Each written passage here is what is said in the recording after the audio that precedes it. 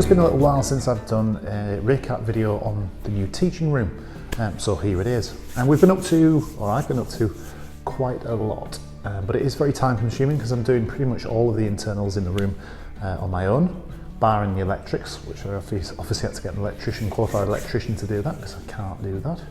And the place would probably burn down.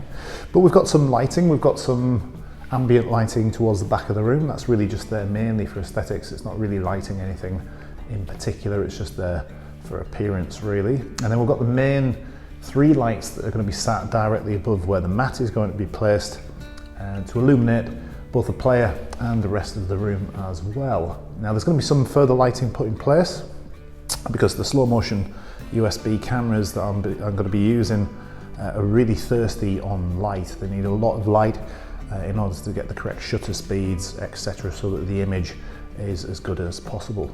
Some of you might have seen on social media that I actually created this desk as well, so I've been varnishing that. That's taken a long time as well because there's a particular sort of look that I'm going for in the room, which is almost like a modern industrial style look. So to actually get the appearance on the wood, that's been taking some time with my trusty varnish. And I've also done the door as well. I don't know if you remember what the door looked like, but it was a bit tatty. So I decided to actually affix this log lap onto the door there. I think it looks quite good. It fits in with the rest of the appearance that we're going for. So yeah, that's taken some time as well. Not just constructing, but also painting it.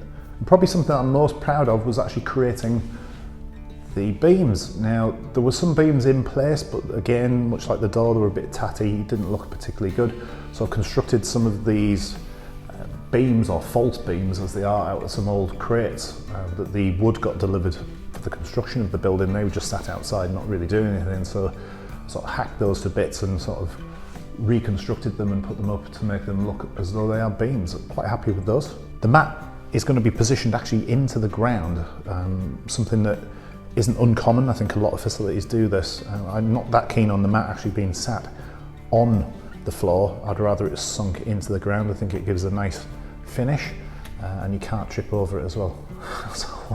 So I won't be getting any lawyers' letters coming through my front door.